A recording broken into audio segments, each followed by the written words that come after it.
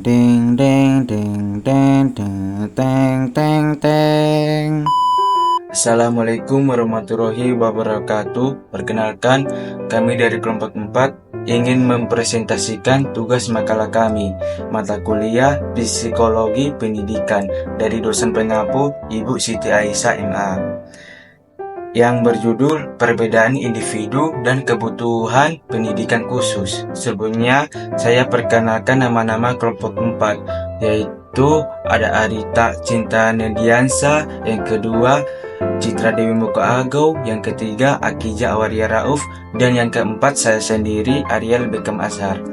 Di dalam presentasi kami mengambil beberapa poin yang ada di makalah, yaitu yang pertama perbedaan individu. Di dalam perbedaan individu ada 4 poin, yaitu perbedaan kognitif, kecakapan bahasa, motorik, dan latar belakang. Poin kedua ada kebutuhan pendidikan khusus. Juga terdapat ada 4 poin, yaitu ABK fisik, kognitif, perilaku, dan autis. Baiklah, kita masuk di pembahasan materinya. Perbedaan individu adalah perbedaan kemampuan dan karakteristik kognitif, kepribadian, keterampilan fisik, dan lain sebagainya antar peserta didik pada jenjang usia tertentu dan dalam setiap kelompok tertentu. Melalui praktik dan aktivitas pendidikan, kita dapat mengakomodasi perbedaan individual para siswa. Pembahasan tentang aspek-aspek pengembangan individu telah dikenali ada 2 hal yang menonjol, yaitu yang pertama, pada umumnya manusia mempunyai unsur kesamaan dalam pola perkembangannya.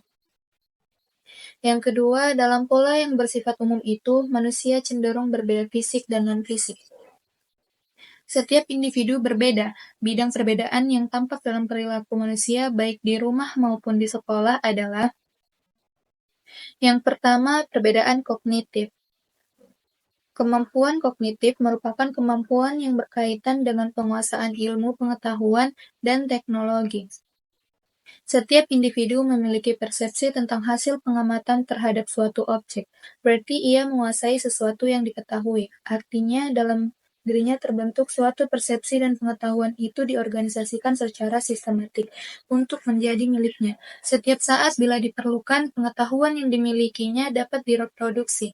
Banyak atau sedikit, tepat atau kurang tepat, pengetahuan itu dapat dimiliki dan dapat diproduksi kembali merupakan tingkat kemampuan kognitif seseorang. Pada dasarnya, kemampuan kognitif merupakan hasil belajar. Sebagaimana diketahui bahwa hasil belajar merupakan perpaduan antara pembawaan dan pengaruh lingkungan. Tingkat kemampuan kognitif tergambar pada hasil belajar, yang diukur dengan tes hasil belajar. Tes hasil belajar menghasilkan nilai kemampuan kognitif yang bervariasi. Hal ini menggambarkan adanya perbedaan kemampuan kognitif setiap individu. Demikian, intelijensi sangat mempengaruhi kemampuan kognitif seseorang. Hasil-hasil penelitian menunjukkan bahwa nilai kemampuan kognitif berkorelasi positif dengan tingkat kecerdasan seseorang.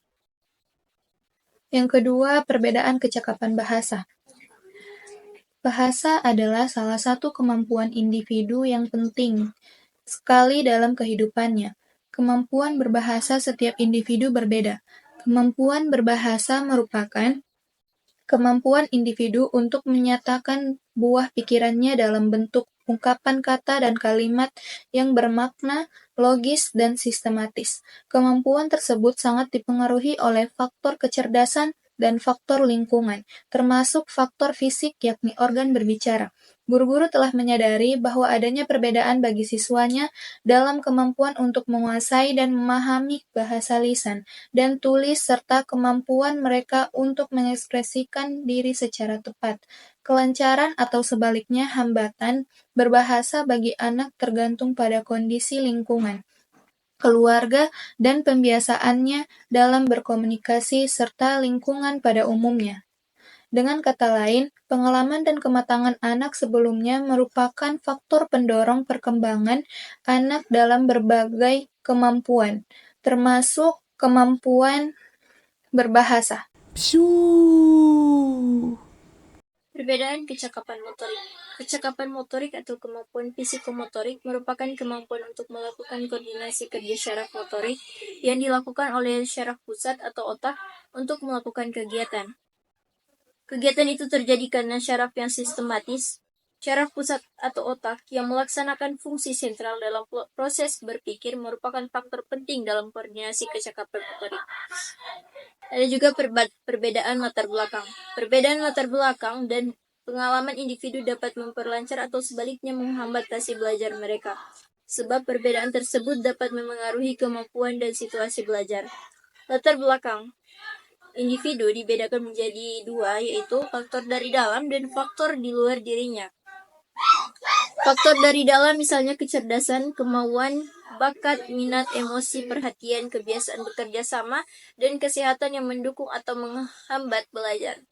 Adapun faktor dari luar individu antara lain pola sikap orang tua, sosial, ekonomi, dan keluarga. Yang ketiga, perbedaan bakat. Bakat adalah kemampuan khusus yang dibawa sejak lahir oleh individu. Kemampuan tersebut akan berkembang dengan baik bila mendapatkan rangsangan atau kesempatan dan fasilitas yang secara tepat. Keempat, ada perbedaan kesiapan belajar. Berdasarkan latar belakang lingkungan, sosioekonomi, dan sosiokultural yang bervariasi akan memengaruhi adanya variasi kesiapan belajar individu. Perbedaan individu juga dibahas dalam satu penulis jurnal yang mencoba mengklasifikasikan menjadi 3 aspek. Yang pertama, perbedaan biologis, merupakan perbedaan yang sering kita jumpai pada jasmani individu. Pada anak kembar pun mempunyai perbedaan jasmani, artinya dalam hal tertentu, anak kembar memiliki kesamaan dan perbedaan. Entah itu jenis kelamin, bentuk tubuh, warna kulit, warna rambut, mata, dan sebagainya. Yang kedua, ada perbedaan intelektual. Dalam dunia pendidikan, hal ini disebabkan oleh inteligensi individu yang ikut memengaruhi keberhasilan belajar anak didik. Yang ketiga, ada perbedaan psikologis. Dalam aspek psikologis, yang tidak dapat dihindarkan adalah di sekolah, karena faktor pembawaan dan faktor lingkungan yang memengaruhi perbedaan pada individu. Dari banyaknya perbedaan yang ada, hal yang harus dilakukan guru dalam kelas antara lain dengan menggunakan cara pertama, program pembaikan pada anak yang lambat dalam mengalami kesulitan mengikuti mata pelajaran di sekolah. Yang kedua, ada program pencepatan pada anak yang memiliki kecerdasan dan bakat yang istimewa. Menurut Ellis, 2009, ada beberapa metode yang digunakan dalam perbedaan individu, yaitu pertama menggunakan statistik dan komputer, yang kedua menggunakan penelitian banyak data sedikit menggunakan teori, yang ketiga menggunakan metode kuantitatif. Oke, baik, sekarang masuk di bagian materi kebutuhan pendidikan khusus. Anak berkebutuhan khusus atau disingkat ABK adalah anak yang memiliki karakteristik khusus. Keadaan khusus membuat mereka berbeda dengan yang lainnya. Anak yang termasuk ABK antara lain yaitu tunanetra, tunarunggu, tunagrata, tunadaksa, tunalaras, serta anak dengan gangguan kesehatan lainnya. Hambatan yang dimiliki oleh siswa ABK baik dari segi kognitif, emosi, maupun sosial. Maka diperlukan upaya untuk membantu ABK beradaptasi, berinteraksi, dan bersosialisasi dengan lingkungan sekolahnya. Di samping itu, dalam memberikan pembelajaran bagi siswa berkebutuhan khusus, guru harus memperhatikan karakteristik dan kemampuan siswa agar pembelajaran yang diberikan bermakna bagi siswa dan sesuai dengan kebutuhannya. Pendekatan ABK bertujuan untuk menyediakan dukungan yang tepat dan memfasilitasi perkembangan yang optimal bagi ABK. Secara umum, dikenal adanya dua pendekatan yang sering dilakukan dalam memberikan layanan pendidikan bagi anak-anak berkebutuhan khusus, yaitu pendekatan kelompok atau klasikal dan pendekatan individual. Berikut beberapa cara dan tujuan intervensi dalam setting perkembangan dan pendidikan bagi masing-masing jenis ABK. Yang pertama yaitu ABK fisik. Anak berkebutuhan khusus membutuhkan perawatan medis yang khusus, terapi fisik, dan aksesibilitas kesehatan. Mereka juga membutuhkan lingkungan yang kondusif dan teknologi bantu untuk memfasilitasi aksesibilitas, mobilitas, dan partisipasi dalam kegiatan sehari-hari. Contoh anak ABK itu seperti tunanetra, yaitu anak yang indera penglihatannya tidak berfungsi. Yang kedua itu tunarungu, yaitu anak yang kehilangan sebagian daya pendengarannya. Dan yang ketiga itu tunadaksa, yaitu anak mengalami kelainan atau cacat yang menetap pada alat gerak. Baik, perkenalkan nama saya Arlita Cinta Nendiansyah akan melanjutkan pembahasan mengenai ABK kognitif. Anak berkebutuhan khusus atau ABK secara kognitif memiliki proses berpikir yang berbeda dengan anak normal, sehingga perkembangan kognitif mereka juga berbeda. Perkembangan kognitif adalah kemampuan anak untuk berpikir, mengingat, memperhatikan, memproses informasi, dan lain-lain. Untuk membantu perkembangan kognitif anak ABK, orang tua dapat melakukan permainan bersama kelompok, melakukan obrolan bersama anak, membacakan buku untuk melatih bahasa dan cara bicara anak, lalu memilih sekolah yang sesuai dengan kebutuhan anak.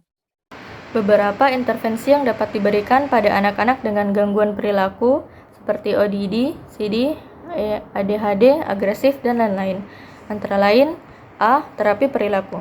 Intervensi dalam bentuk terapi tingkah laku menekankan pada pengaturannya kembali dan pengajaran perilaku yang lebih tepat agar sesuai dengan lingkungan atau adaptif. B. Intervensi pendidikan dengan menggunakan pendekatan humanistik. Dalam intervensi ini, siswa yang mengalami gangguan perilaku dibantu untuk menemukan potensinya atau kebermaknaan diri dan mengembangkannya baik yang bersifat akademis maupun non-akademis, misalnya seni atau olahraga. Intervensi ini juga berguna sebagai upaya penyaluran energi dan katarsis pada hal-hal yang lebih positif. C. Terapi bermain.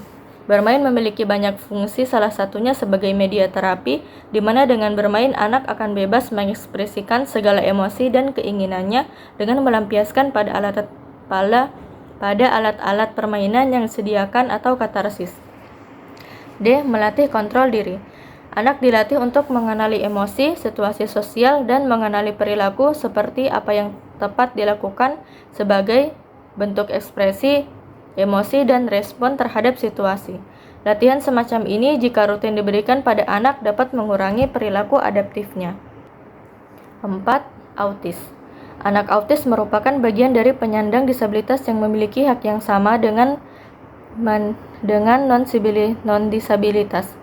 Beberapa karakteristik diantaranya gangguan komunikasi. Anak autis sering mengalami kesulitan dalam berkomunikasi seperti berbicara, membaca, menulis, dan memahami bahasa isyarat. Yang kedua, gangguan dalam berhubungan sosial.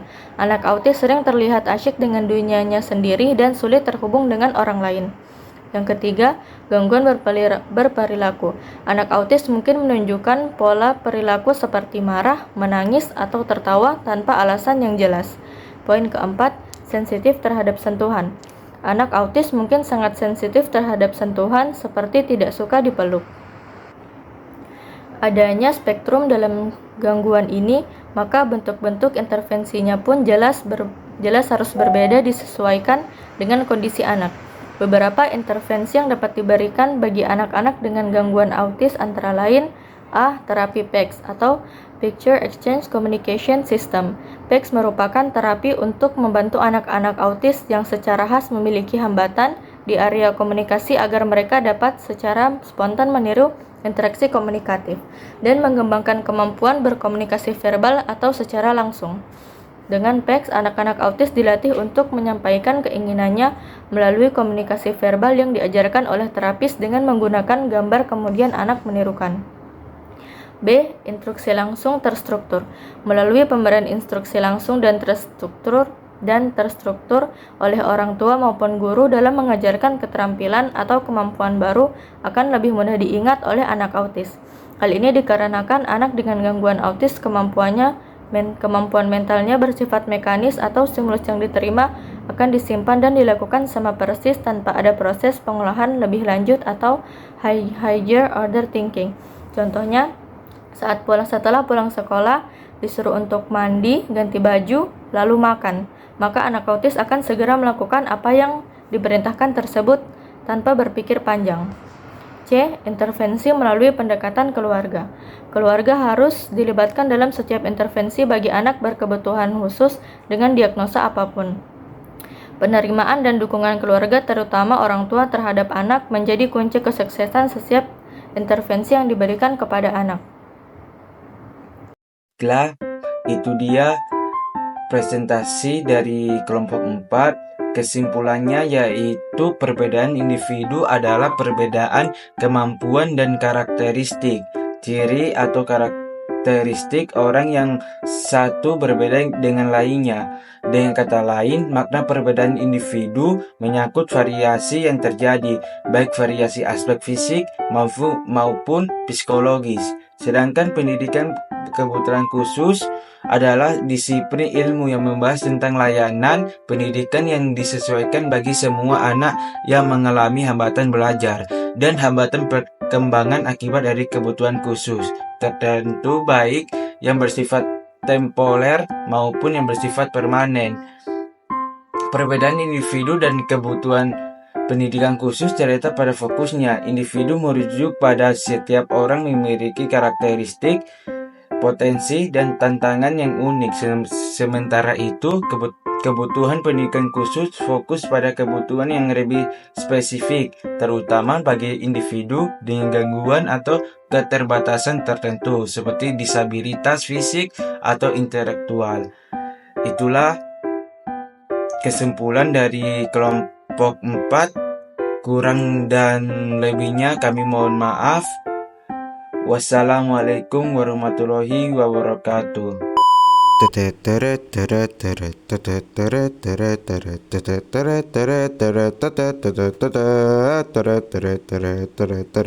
Makasih Sobat Uni.